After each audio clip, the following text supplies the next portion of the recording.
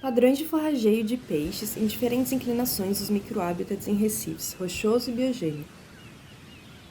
A interação dos peixes com o bentos nos ambientes recifais tem sua importância reconhecida globalmente em uma grande quantidade de estudos, que já abordaram diversos aspectos desse impacto, como as taxas de alimentação, as relações tróficas e tantos outros.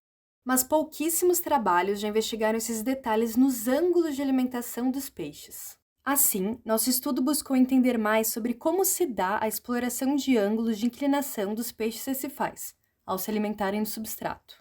Para isso, decidimos estudar dois locais muito distintos em termos de estrutura do ambiente recifal. Um recife rochoso em arquipélago de São Pedro e São Paulo, a menor e mais isolada ilha oceânica do mundo e com baixa complexidade estrutural, que chamarei aqui de Penedos para facilitar. Outro biogênico, dominado por corais, em Curaçao, uma ilha localizada no sul do Caribe com grande complexidade estrutural. Foram assistidos 16 videoplots de cada local e analisados cada indivíduo que mordia o substrato, registrando principalmente o ângulo da inclinação do peixe e do substrato no momento da mordida. Os ângulos de substrato foram classificados entre 0, 45, 90, 135 e 180 graus, além das pequenas fendas, onde apenas a boca do peixe conseguia adentrar. Já os ângulos do peixe foram classificados entre 0, 30, 45, 60, 90, 270, 300 e 330 graus. Neste gráfico, veremos quais foram os ângulos mais explorados pelos peixes. Em Penedos, os peixes exploraram mais as inclinações menores do microhabitat, o que condiz com a menor tridimensionalidade da estrutura destes recifes.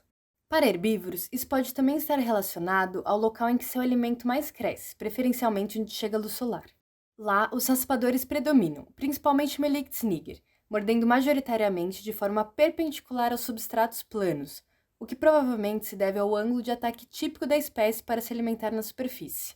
Já os invertívoros móveis, representados pelo Allicheres radiatus, foram os que mais se alimentaram perpendicular aos substratos verticais, o que pode ser pela mobilidade de suas presas. Os invertívoros sésseis, representados pelo Chaetodon striatus, tiveram como principal alvo as pequenas fissuras para se alimentar, o que pode se dar pela sua morfologia afinalada da boca, lhe conferindo uma maior facilidade para alcançar essas frestas. Em Curaçao, os microhabitats mais explorados também foram os de menores inclinações, provavelmente também motivado pelos alvos de alimentação dos herbívoros. Aqui, tanto os raspadores quanto os escavadores foram muito importantes, representados pelos gêneros Scarus e Sparissoma, morderam os substratos principalmente na diagonal, o que se deve ao ângulo de ataque típico dos peixes papagaio para se alimentarem.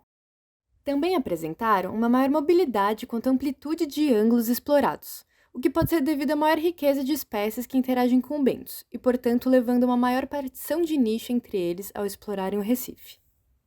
Os podadores, representados principalmente por Acanthurus cerúleus, também se alimentaram majoritariamente no ângulo diagonal aos substratos mais planos. Já neste gráfico, vemos que as possibilidades de exploração dos ângulos pelas espécies de penedos estão completamente contidas no espaço de Curaçao.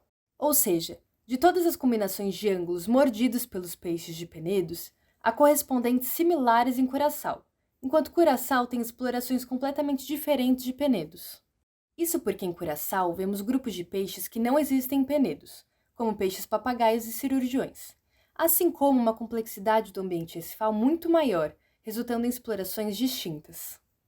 Como foi o caso de Scarus tenniopteros, que teve combinações de ângulos únicas comparadas a penedos, como o caso desse extremo, em que ele mordeu a 300 graus nas pequenas fissuras do substrato.